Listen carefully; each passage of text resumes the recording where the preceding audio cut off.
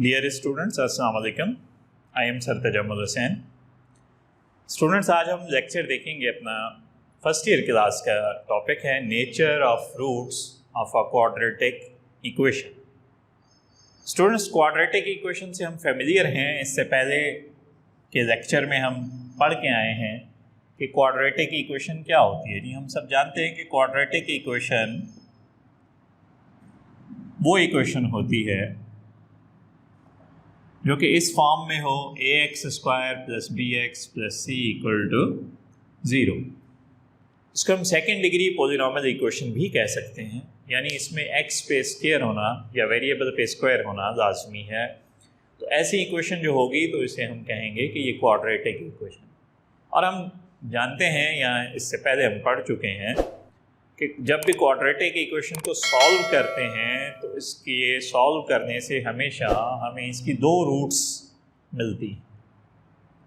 अब वो रूट्स हम फाइंड कर सकते हैं फैक्टराइजेशन के मेथड से, वो रूट्स हम फाइंड कर सकते हैं क्वाड्रेटिक फार्मूले की मदद से, वो रूट्स हम फाइंड कर सकते हैं कंप्लीटिंग स्क्वायर मेथड से। ये तीन मेथड्स जो हैं वो आमतौर पे क्वाड्रेटिक इक्वेशन को सॉल्व करने के लिए यूज़ किए जाते हैं। देखिए, रूट्स अगर हम क्वाड्रेटिक फार्मूले की मदद से कह रहे हैं तो जो क्वाड्रेटिक फार्मूला है वही असल में इस इक्वेशन की रूट्स हैं और हम उनसे वाकिफ़ हैं। जी, x is equal to -b plus minus radical b² minus 4ac upon 2a। ये जो वैल्यू हमने लिखी है जिसको हम आमतौर पर क्वाड्रेटिक फार्मूला कहते हैं, यही असल में इस क्वाड्रेटिक इक्वेशन की रूट्स। अच्छा, क्वाड्रेटिक इक्वेशन में यहाँ पे साइड पे a is not equal to 0 भी लिखा होता है। उसका मकसद ये है कि यहाँ पे a जो कांस्टेंट है, b भी कांस्टेंट है, c भी कांस्टेंट है, लेकिन a 0 के बराबर ना हो, ताकि ऐसा ना हो कि ये 0 हो और ये स्क्वायर वाली सारी टर्म जो है वो ख़त्म हो जाए, तो फिर ये क्वाड्रेटिक इक्वेशन नहीं रहेगी।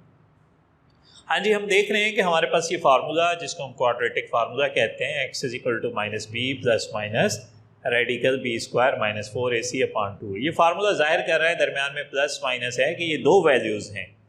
इन दोनों वैल्यूज़ को अगर सेपरेट किया जाए तो एक बार दरमियान में प्लस की साइन दी जाएगी और एक बार माइनस की। यानी क्वाड्रेटिक इक्वेशन की हमेशा दो रूट्स होती हैं क्योंकि इसकी डिग्री 2 है। ये डिपेंड करती है बात डिग्री पे। जितनी जिस इक्वेशन की डिग्री होती है, हाईएस्ट पावर होती है, उतनी ही उसमें से नंबर ऑफ रूट्स हमें हासिल होते हैं। अब क्वाड्रेटिक इक्वेशन की रूट्स हम हासिल नहीं करना चाह रहे, हम सिर्फ ये देखना चाह रहे हैं कि ये जो रूट्स हैं, याद रखें कि जब भी क्वाड्रेटिक इक्वेशन को सॉल्व करते हैं तो मुख्तलिफ तरह की रूट्स मिलती हैं। बाज़ औक़ात वो रूट्स आपस में दोनों रूट्स अक्सर डिफरेंट होती हैं, लेकिन कभी कभी दोनों रूट्स सेम भी मिल जाती हैं। अक्सर ये रूट्स जो है रियल मिलती हैं, लेकिन कभी कभी ये रूट्स जो है वो इमेजनरी यानी कॉम्प्लेक्स भी हो जाती हैं। इसी तरह से ये रूट्स आमतौर पे या अक्सर रैशनल होती हैं, लेकिन कभी कभी ये रूट्स इर्रेशनल भी हमें नज़र आती हैं। ये सारी बातें कि रूट्स का मुख्तलिफ होना, मुख्तलिफ अक़साम का होना, मुख्तलिफ नेचर का होना, ये डिपेंड करता है, इस पूरे फार्मूले पे डिपेंड नहीं करता, बल्कि ये जो रेडिकल के नीचे b² माइनस 4ac लिखा हुआ है, ये इस पे डिपेंड करता है। इसको हम डिस्क्रिमिनेंट का नाम देंगे और नेचर ऑफ रूट्स जो है यानी रूट्स का मुख्तलिफ होना वो डिपेंड करता है इसी b² माइनस 4ac पे। Nature of roots depends upon b² minus 4ac called discriminant. ये इसका नाम रखा गया है, इसको कहा जाता है डिस्क्रिमिनेंट, और इसी वजह से इसे d से रिप्रेजेंट करेंगे। अब इसके चार मुख्तलिफ केसेस हैं। नंबर 1 बाय 1 हम देखेंगे कि ये जो रूट्स हैं इनकी नेचर इस d पे किस तरह से डिपेंड करती है। लेकिन स्टूडेंट्स, वो 4 केसेस 1 बाय 1 हम देखते हैं। नंबर 1 फर्स्ट केस है कि if d is greater than 0, कि अगर डिस्क्रिमिनेंट 0 से ग्रेटर हो। जी, 0 से ग्रेटर से क्या मुराद है? 0 से ग्रेटर से मुराद हमें पता है कि पॉजिटिव वैल्यूज़ होती हैं। जितनी भी पॉजिटिव वैल्यूज़ हैं वो सब 0 से ग्रेटर होती हैं। तो if d is greater than 0 then we must say that roots are real. तो रूट्स क्या होंगी? रियल होंगी एंड अनइक्वल। कैसे? नहीं, फॉर एग्जाम्पल स्क्वायर रूट या रेडिकल की साइन के नीचे अगर कोई भी पॉजिटिव नंबर आता है, फॉर एग्जाम्पल लेट्स टेक जी स्क्वायर रूट के नीचे 9 आ गया, तो हमें पता है कि 9 की स्क्वायर रूट बनेगी +-3। अगर यहाँ पे b² - 4ac ये सारा 9 के बराबर हो तो इसकी स्क्वायर रूट जो बनेगी वो +-3 बनेगी, और उसके साथ ये सॉल्व करेंगे बाकी चीज़ें, तो हम देखेंगे यहाँ पे हमारे पास 2 आंसर्स बनेंगे और वो दोनों आंसर रियल होंगे, अनइक्वल होंगे। रियल क्यों होंगे? क्योंकि रेडिकल के नीचे जब कोई पॉजिटिव नंबर आता है तो वहाँ आयोटा नहीं लिखा जाता, वहाँ आयोटा लिखने की ज़रूरत नहीं होती। 9 की स्क्वायर रूट +-3 यानी ये एक रियल नंबर जो है वो हासिल होंगे। और अनइक्वल इस वजह से क्योंकि एक बार वो वैल्यू प्लस हो रही होगी और एक बार माइनस हो रही होगी, तो इस वजह से हमें कह सकते हैं कि हमें 2 रियल रूट्स हासिल होंगी, लेकिन वो दोनों रूट्स आपस में अनइक्वल होंगी, या अनइक्वल ना कहना चाहें तो उसको आप डिस्टिंक्ट भी कह सकते हैं, यानी दोनों रूट्स आपस में डिफरेंट होंगी। उसके बाद सेकंड केस है कि if d is equal to 0, कि अगर ये जो डिस्क्रिमिनेंट है b² - 4ac अगर इसकी जगह 0 आ जाता है, तो स्टूडेंट्स अगर 0 आ जाता है तो 0 की तो स्क्वायर रूट भी 0 होती है, और +0 और -0 दोनों आपस में सेम होते हैं।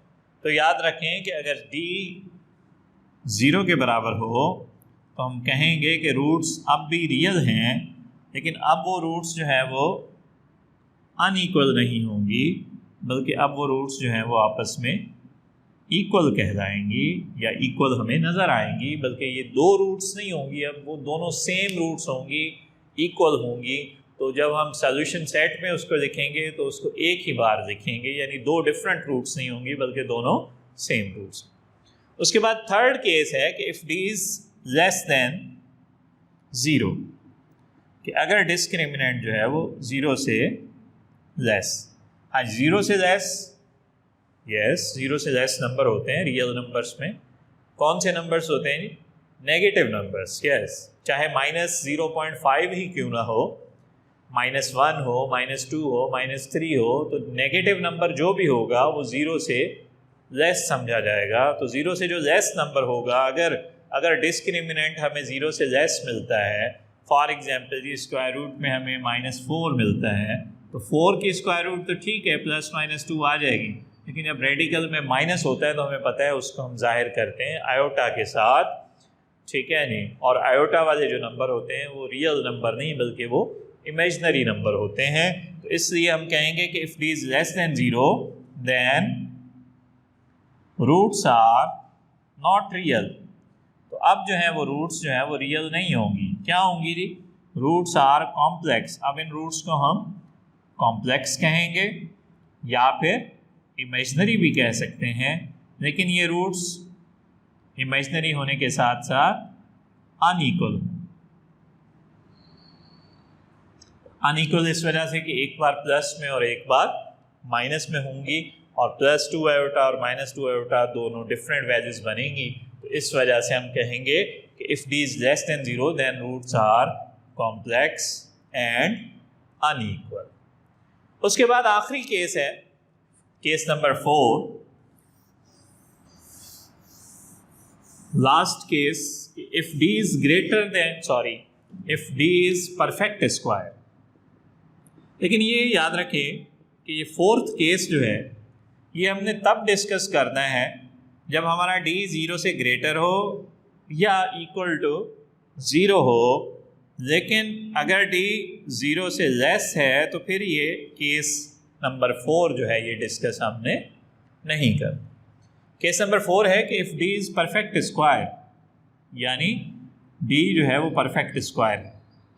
अब परफेक्ट स्क्वायर कौन से नंबर्स होते हैं वो हमें पता है नहीं। परफेक्ट स्क्वायर नंबर्स में 0 है, 1 है, 4 है, 9 है, ये सब मैं वो नंबर्स लिख रहा हूँ जिनकी पूरी स्क्वायर रूट हमें मिलती है। 25 है, 36 है, 49 है, सो ऑन। तो देखें अगर d इन नंबरों में से कोई भी नंबर आ जाए, 4 है फॉर एग्जांपल, 9 है, 16 है, तो हम जानते हैं कि इन नंबरों की पूरी पूरी हमें स्क्वायर रूट मिलती है, तो देन हम कहेंगे कि then the roots are rational, कि उस सूरत में रूट्स क्या होंगी जी, रैशनल होंगी। अदरवाइज इरैशनल, अगर डिस्क्रिमिनेंट इन नंबरों में से नहीं है, जवाब हमारे पास जो डी का आया है, क्वाड्रेटिक फार्मूला हमने यूज़ किया है, उसमें स्क्वायर रूट के नीचे फॉर एग्जांपल 4 या 9 नहीं आया, उसमें रेडिकल में 5 आ गया है, तो 5 की तो स्क्वायर रूट हमें हासिल नहीं होगी। जैसे हमें फॉर एग्जांपल 9 की स्क्वायर रूट तो हमें मिल रही है 3 के बराबर, लेकिन 5 की स्क्वायर रूट, या फॉर एग्जांपल अगर यहाँ पे 2 आ जाते हैं तो 2 की स्क्वायर रूट तो 1.4142 आगे चलती जाती है, यानी ये एक इरेशनल नंबर है, this is not a rational number. तो उस सूरत में जब डिस्क्रिमिनेंट हम देखेंगे कि इन परफेक्ट स्क्वायर नंबरों में से ना हो, तो उस सूरत में जो रूट्स बनेंगी कहेंगे कि वो रूट्स जो हैं वो इरेशनल। तो इस तरह से हमारे पास नेचर ऑफ रूट्स फाइंड करने के लिए, जब भी हमने नेचर फाइंड करनी होगी तो हमें डिस्क्रिमिनेंट फाइंड करना होगा, और जब डिस्क्रिमिनेंट हमें मिल जाएगा तो उसके बाद फिर हमने फैसला करने के लिए, डिसाइड करने के लिए हमने अपने माइंड में ये चारों केसेस रखने हैं। तो उसमें हम देखेंगे कि डिस्क्रिमिनेंट अगर 0 से ग्रेटर है तो क्या सिचुएशन लिखनी है, फिर उस तरह से हमने लिखना है। अगर डी 0 के बराबर है तो फिर हमने क्या लिखना है, और अगर डी 0 से लेस है तो क्या लिखना है, और इसी तरह से अगर डी परफेक्ट स्क्वायर है तो हमने क्या कहना है। इस तरह से अब चलते हैं, एक एग्जांपल देख लेते हैं इसकी। और इसकी एक एग्जांपल अगर हम कर दें, स्टूडेंट्स इन चारों केसेस को अपने माइंड में रखें और इसका एक एग्जांपल अगर हम देख लें। फॉर एग्जांपल हमसे कहा जाता है कि फाइंड नेचर ऑफ फ्रूट्स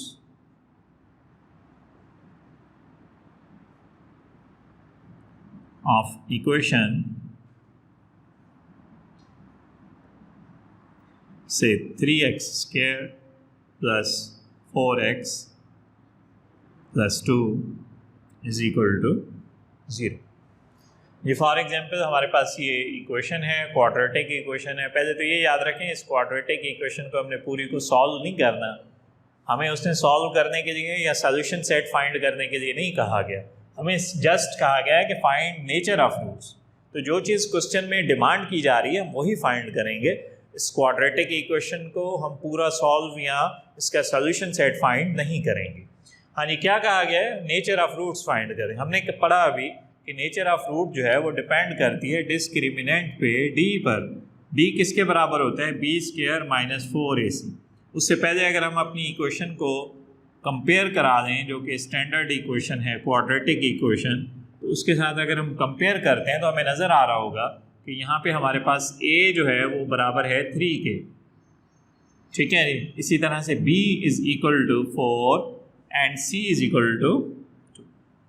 यानी दोनों इक्वेशंस को या दी गई इक्वेशन को स्टैंडर्ड इक्वेशन से हमने कंपेयर किया, तो हमें नज़र आ रहा है कि यहाँ पे वैल्यूज़ ये हैं हमारे पास, a 3 है, b 4 के बराबर है और c जो है वो 2 के।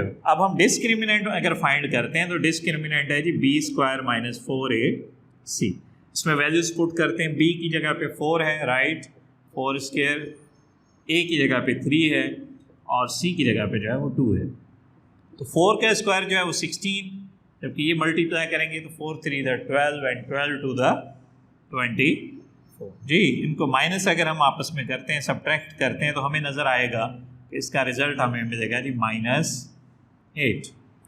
तो देखिए ये नंबर जो मिला ये -8 मिला। अब माइनस वाला नंबर हमें पता है कि ये नेगेटिव है, तो नेगेटिव नंबर जो है जाहिर सी बात है ये 0 से लेस है, this discriminant is less than 0। और जब d 0 से लेस है तो हमें याद है हमने 4 केसेस जो पढ़े उनमें से फर्स्ट केस हमने पढ़ा था कि d is greater than 0, second पढ़ा था d इज़ इक्वल टू 0 और थर्ड हमने पढ़ा था when d is less than 0। तो जब हमने कहा था when d is less than 0 तो हमें याद है कि हमने पढ़ा था कि the roots are imaginary, the roots are imaginary या कॉम्प्लेक्स कहेंगे, क्योंकि हमने देखा था कि अगर डी 0 से लेस आता है तो हमें लिखना पड़ेगा roots are imaginary and unequal. और उसकी वजह मैंने बताई है आपको कि चूंकि इस पे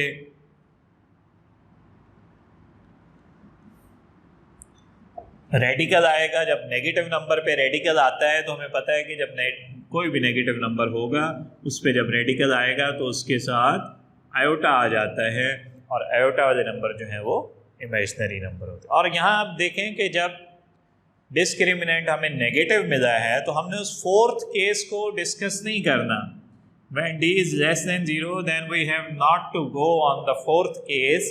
यानी अब हमने ये नहीं देखना कि ये जो नंबर है ये परफेक्ट स्क्वायर है या नंबर परफेक्ट स्क्वायर नहीं। ये उस सूरत में देखना था कि अगर हमें यहाँ पे पॉजिटिव नंबर मिलता फिर हम उसको फोर्थ केस पे भी जाते, चेक करते कि ये नंबर परफेक्ट स्क्वायर है या ये नंबर परफेक्ट स्क्वायर नहीं है। यहाँ पे अब हमें उस चीज़ को डिस्कस करने की ज़रूरत नहीं पड़ेगी, बल्कि हम यहीं पे अपना इसको आंसर समझेंगे और कहेंगे कि ये हमें नेचर ऑफ रूट्स जो है वो मिल गई। हाँ, अगर यहाँ पे फॉर एग्जांपल -8 ना मिलता, अगर यहाँ पे -8 की जगह पर +8 मिलता या +9 मिलता तो फिर हमने इस फोर्थ केस पे जाना था।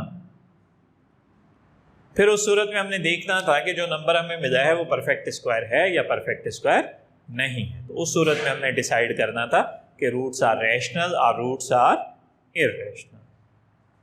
तो ये थे नेचर ऑफ रूट्स के बारे में बातें कि नेचर ऑफ रूट्स जो है वो डिस्क्रिमिनेंट पे डिपेंड करती है। डिस्क्रिमिनेंट जब हम फाइंड करेंगे और उसको फाइंड करने के बाद उसकी वैल्यू को देखेंगे कि वो किस केस को बिलोंग कर रही है, तो जिस केस से वो वास्ता रखेगी उस हिसाब से हम नीचे नेचर ऑफ रूट्स जो है वो लिख देंगे। ये स्टूडेंट्स, उम्मीद है आपको ये बातें समझ में आई होंगी। इनकी प्रैक्टिस करें और इनसे ज़्यादा अगर इनमें अगर कोई कन्फ्यूजन हो तो आप हमें पूछ सकते हैं। अल्लाह हाफ़िज़।